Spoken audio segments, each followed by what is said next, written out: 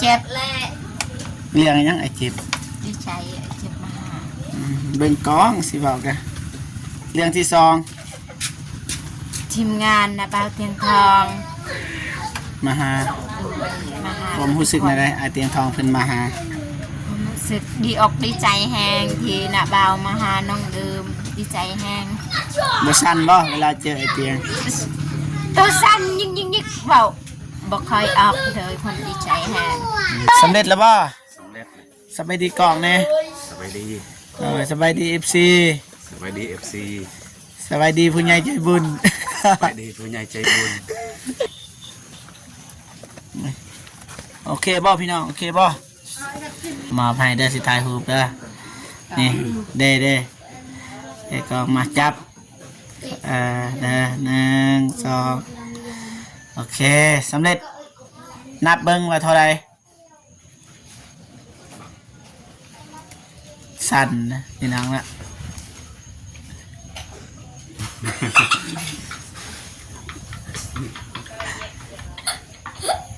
ตัวไหนบอกเด้อ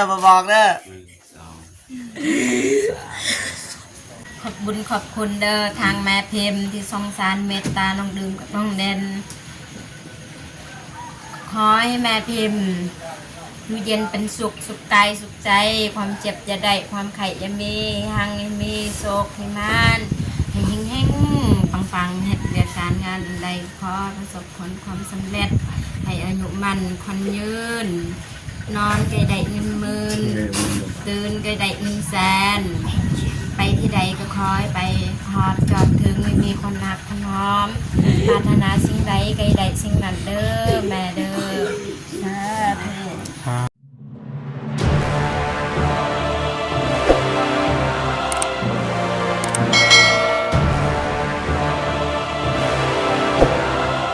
กับทักทายสบายดีและสวัสดีเด้อพ่อแม่พี่น้องเบิดสู่ผู้สู่คนเนาะ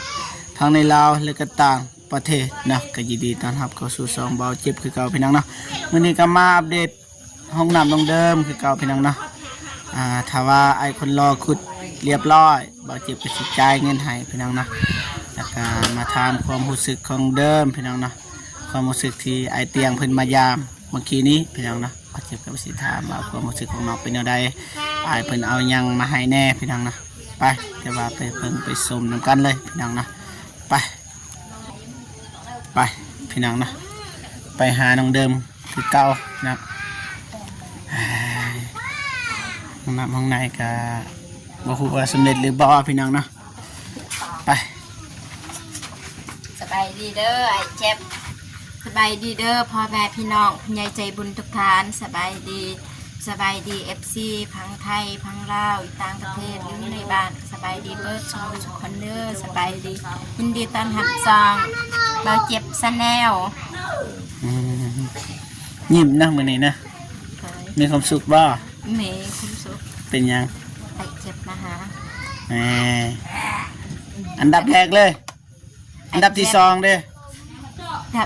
เอาอันดับ1มั้ยอันดับ1ยังไอ้เจ็บเรื่องยังไอเจ็บดีใจไอ้เจ็บมาหาเบิ่งกองสิบอกกันเรื่องที่2ทีมงานนะบ่าวเตียงทองมาหาผมรู้สึกอะไรไอเตียงทองเพิ่นมาหาผมรู้สึกดีอกดีใจแฮงที่นะบ่าวมาหาน้องเดิมดีใจแฮงบ่สั่นบ่เวลาเจอไอเตียงตัวสั่นยิ่งเบาบ่คอยออกเลยคนดีใจแฮงตื่นเต้นอีหยังแดงนี่น้ำแดงของแม่พิมพ์ดีใจที่ไอเตียงมาหาโดยไอเตียงเพิ่นเอายังมาให้แน่เอามาให้ไข่แล้วก็เล็กกระซอยมีน้ำแดง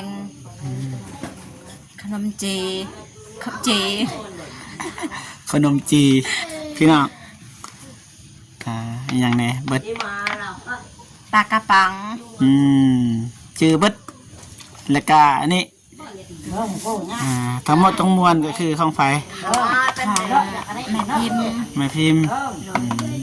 หักแม่พิมพ์บ่ หักหลาย หัก ๆขอบใจหลายๆเด้อแม่พิมพ์ที่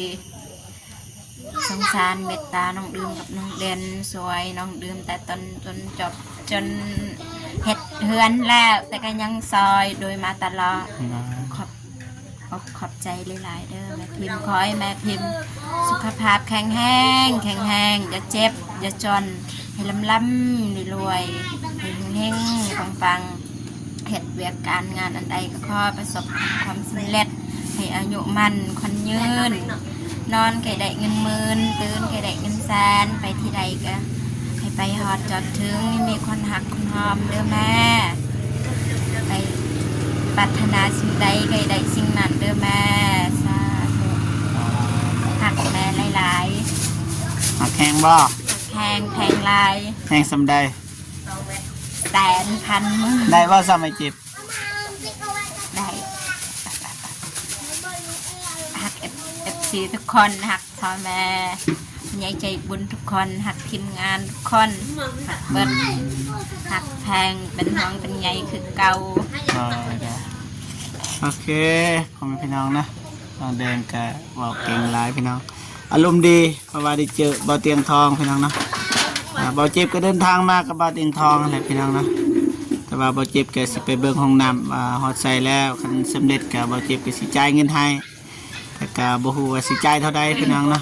ก็บ่ว่ากันนะมาเบิ่งมาลุ้นนำกันว่าสิจ่ายเท่าใดพี่น้องแต่บ่าวเจ็บก็ได้เห็นคอมเมนต์หลายๆบอกหลายหมู่หลายคนแต่ว่าราคาต่างพี่น้องบางคนก็ว่าแพงบางคนก็ว่าบ่แพงพี่น้องนะก็รอลุ้นนำกันนะไปเบิ่งพาไปเบิ่งนะนี่นะเอ้าขึ้นเลยบ่ทันซ้ำพี่น้องน้องซิม โดยสบายดีเด้อเจ็บ โดยสบายดีเด้อโอ้ยให้ลูกกินนมอยู่พี่น้องนะอยากกวนกันได้สำเร็จแล้วบ่ สำเร็จเลย สบายดีกล่องเนี่ย สบายดี สบายดี FC สบายดี FC สบายดีผู้ใหญ่ใจบุญ สบายดีผู้ใหญ่ใจบุญ โอเคพี่น้องเนาะจบงามนี่โอเคบ่พี่น้องโอเคบ่น่าจะได้พี่น้องเนาะได้บ่ลมบ่ ลมเลย ลมบ่ ลม เอาบ่รางวัล เอา เอาเอาบ่เพราะว่าถ้ามิดเนี่ยว่าซอยว่าตอนนี้บ่เจ็บก็สิถามใหม่อีกปาดนี่เป็นคำถามที่ตอบยากพี่น้องนะแต่ก็สิลองถามพี่น้องนะเอาบ่ คันมีเบาเจ็บให้ก็เอาคันบ่มีก็บ่เป็นหยังก็ได้ มันต้องให้พี่น้องนะเราต้องให้พี่น้องนะสำเร็จแล้วพี่น้องเนาะนี่แต่ว่านี่ดินนี่บ่ฮู้ว่าสิปะทางใดบัดนี้เนาะมีแต่ว่าสิพาน้องเดิมอนามัยพี่น้องนะจัดให้มันเพียงหั่นแหละสบายเฮ็ดห้องน้ำพี่น้องได้ว่า2เมตร ได้ เท่าไรแทกหรือว่า แทกเลย เท่าไร 2 เม็ดปลาย 2 เมตรไป โดย เอ้าบ่เจ็บไว้ขุด2 เมตรคือขุดเลิกแท้ 2 เม็ดกับคืบหนึ่งเนี่ยขุด คือบ่ฟังความแน่ขุด3 เมตรได้บ่ บ่ได้ เป็นหยังคือบ่ได้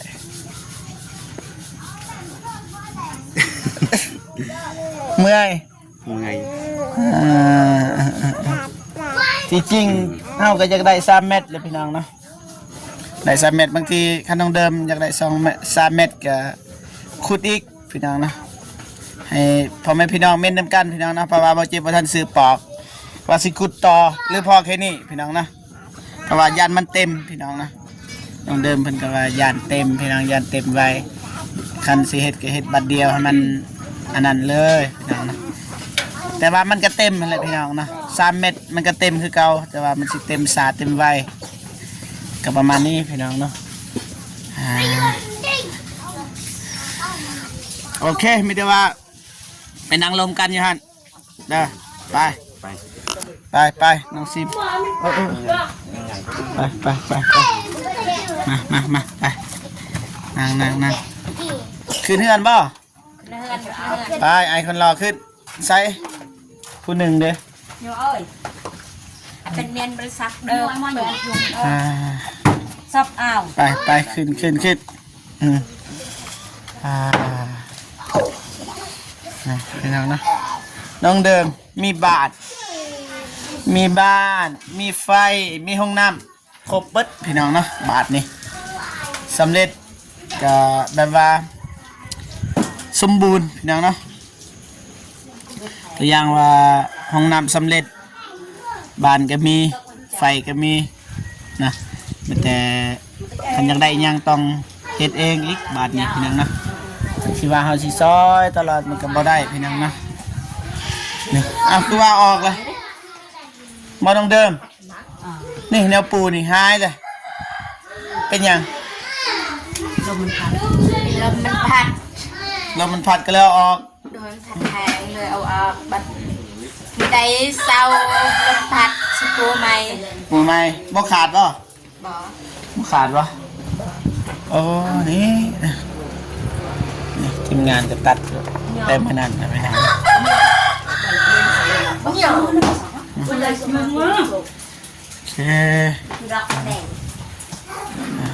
สบายดีเด้อน้องซิมเด้อ โอ้ยสบายดีเด้อ บ่ได้ไปใส่บ่มื้อนี้ บ่คนตก ฝนตกคือเก่าบ่ได้ไปใส่พี่น้องเนาะแต่ว่าทีมงานเฮามาได้เอาขี่รถใหญ่ขี่รถไอ้เตียงมาพี่น้องเนาะก็เลยมาได้ขี่รถจักรนี่ได้อยู่แต่ว่ามันเปียกนะเดี๋ยวกินน้ำตลอดเนาะจับปุกเลยเบิดจับปุกเลยมาไอคนรอมานั่ง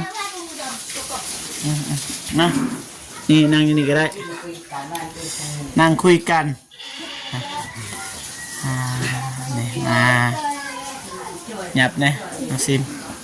หยับเข้าใกล้ๆน้องเดิมมาเยอะอย่าเข้าใกล้ไอคนรอเลย มันบอดีหนังนะตั้งกล้องไว้นะหรือว่าจับนั่นนี่เลยครับพี่น้องสำเร็จขั้นตอนทบิดพี่น้องเนาะขุดลุมส่วมให้น้องเดิมพี่น้องนะสำเร็จเป็นทีมห่อนะเบาๆลายเบาเจ็บไปสิเอาน้ำใจให้อายเด้อมันอาจสีบรวมบลายแต่ว่าเฮาก็ให้ว่าน้ำใจนั่นแหละอายคนรอเพิ่นว่ามาซอยแต่ว่าเฮาสิให้เท่าใดอายเพิ่นว่าก็เอาบ่ให้ก็บ่เป็นหยังแม่นบ่บ่เจ็บสิให้100,000ก็เอาเพิ่นว่าแน่พอดีน้องเพิ่นก็มานั่งสบายดีน้อง สบายดี เมื่อยบ่ โดย เมื่อยเอาบ่รางวัล ดังมันโดนยันดิ อายน้องเพิ่นอายปกติบ่ได้ใส่เสื้อได้เสื้อบ่ได้ซื้อให้นี่ เสื้อทำงานเงาเบาแดน น้องเอาเด่นโอ้เด่นใจดีเด้อเอาเสื้อมาให้พี่น้องเนาะ ไอ้คนรอนั่นเป็นกระหาย ป้าจ้ะโอเคพี่น้องบ่ให้เว้าลายใหญ่ห่างพี่น้องเนาะบ่เจ็บก็สิเอาเงินให้นะเพราะว่ามีผู้ใหญ่ใจดีจากฝั่งไทยแหละเพิ่นเอาเงินมาให้บ่เจ็บให้ไปให้อ้ายคนรอกับน้องนี้เพิ่นว่าให้ต้นนั่นแหละที่จริงบ่เจ็บก็เว้าแต่ทำอิฐนั่นแหละเฮาก็ให้พี่น้องเนาะบ่แม่นว่าเฮาสิแม่นอยู่เข้ามาซอยแต่ว่าเฮาก็ให้นั่นแหละคือว่าเงินนี่ก็บ่แม่นเงินของบ่เจ็บพี่น้องเนาะเงินของแม่พิมพ์มอบให้เบาเจ็บโอนเงินมาให้ 1,000 บาทพี่น้องเนาะให้ไปให้ไอคนรอแน่เบาเจ็บก็เลยจัดให้พี่น้องเนาะโอเคมันแต่ว่าให้น้องเดิมมันก็มอบให้อายเพิ่นนะได้มอบให้เด้อสิถ่ายรูปเด้อนี่เด้ก็มาจับเด้อ1 2โอเคสำเร็จนับเบิ้งว่าเท่าไร สั่นนะพี่น้องละ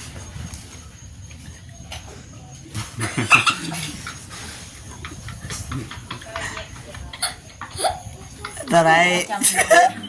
บ่บอกเด้อบ่บอกเด้อ 630,000 บอกดัง 630,000 กีบ ๆ630,000 กีบพี่น้องเนาะเงินไทยก็ 1,000 บาทพี่น้องเนาะเรียบร้อยเนาะวันนี้เนาะ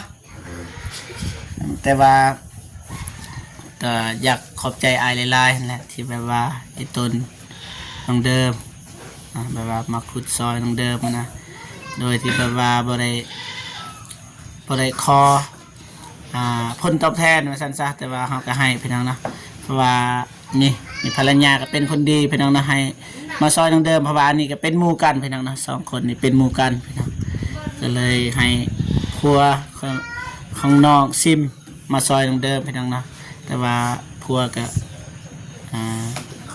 คือว่านะที่ต้นน้องเดิมคือกันแต่แล้วก็หาน้องคนนี้มาซอยน้ำเพราะว่าลูกไอ้น้อยอยู่ข้างเฮือนนี่อยู่นำกันแล้วบางทีก็เมื่อไหร่บางทีเราก็จะเข้าห้องน้ำเด้ว่าบ่ได้พี่น้องเนาะประมาณนี้พี่น้องนะแต่โอเคหับเงินเรียบร้อยไอ้ค่าเวียกบ่คันค่าก็ไอ้เมื่อก่อนก็ได้ยังบ่สินั่งยังบ่บ่ได้ไล่โอเคนั่งก่อนก็ได้เนาะหัวแต่ดีใจว่าได้เงินแต่มีที่คิดว่าบ่ได้แมันบ่ น้อย คิดว่าบ่ได้บ่ น้อย เพราะว่าเขามาซอยแมันบ่นี่แหละเขาว่ารางวัลของคนดีพี่น้องเนาะอาจจะมันสิบ่หลายแต่ว่ามันก็เป็นน้ำใจของแม่พิมพ์เพิ่นฝากมาให้ทางฝั่งไทยนั่นแหละน้องเดิมฮู้จักเป็นอย่างดีเลยเป่าเจ็บก็ฮู้เลยพี่น้องเนาะมีแต่ว่าน้องเดิมขอบคุณแม่พิมพ์นั่นแหละแม่ฮักของเดิมที่เมตตาสงสารอยากให้สร้างห้องน้ำพี่น้องเนาะนี่มีแต่ว่าน้องเดิมในเบื้องกล้องนะครับพนมมือแล้วขอบคุณอะไรเจ็บคอพี่น้องขอบคุณเด้อทางแม่พิมพ์ที่สงสารเมตตาน้องดื่มกับน้องเด่นขอให้แม่พิมพ์อยู่เย็นเป็นสุขกายสุขใจความเจ็บอย่าได้ความไข่อย่ามีหังอย่ามีโศกให้มานให้เฮงปังเหตุเรียกการงานใดขอประสบผลความสำเร็จให้อายุมันคนยืนนอนไกลได้เงินหมื่นตื่นไกลได้เงินแสนไปที่ใดก็คอยไปหอดจอดถึงไม่มีคนหักคนหอมปรารถนาสิ่งใดไกลใดสิ่งนั้นเด้อแม่เด้อสาธุ โอเคประมาณนี้พี่น้องนะภารกิจขุดจะคุมวิทย์พี่น้องนะภาษาลาวครับคุมวิทย์กับเรียบร้อยแล้ว%พี่น้องนะไม่แต่ว่าให้น้องเดิมไปอนามัยนี่ก่อนพี่น้องนะอนามัยแบบว่านี่แหละดินที่เรือเพิ่นสีเห็ดแนวใดก็ไปเบิ่งไปชนกันพี่น้องเนาะโอเคพี่น้องนะถือว่าคลิปนี้ก็สิสิ้นสุดเพียงเท่านี้นะจังใดก็ขอบคุณเนาะแม่พิมพ์นะที่ไว้วางใจเบาเจ็บเป็นสะพานบุญในครั้งนี้นะแล้วก็ให้เบาเจ็บเป็นสะพานบุญและเมตตาสงสารเบาเจ็บนะเพราะว่าเบาเจ็บก็บ่มีงานนั่นแหละบางทีก็สิไปหาน้องสลีพี่น้องเนาะจังใดก็ขอให้แม่จงมีแต่ความสุขสุขภาพแข็งแรงประสบผลสำเร็จในหน้าที่การงานไปที่ใดก็ขอให้ปลอดภัยความเจ็บบ่ให้ได้ความไข้บ่ให้มีให้ลำรวยๆตลอดปีและตลอดไปเด้อแม่เด้อนะเป็นที่หักของทุกคนนั่นแหละเพราะว่าจะเป็นในประเทศลาวหรือประเทศไทยทุกประเทศขอให้มีคนหักคนห่วงแบบนี้ตลอดไปนะสาธุเอาคลิปนี้เบาจิบกับสีจบคลิปอยู่บนนี้เลยนะพอกันคลิปหน้าสำหรับคลิปนี้ขอกล่าวคำว่าสบายดีเด้อบายบายพี่น้องนะแบ่งบ่เจ็บบ่โอเคพี่น้องนะ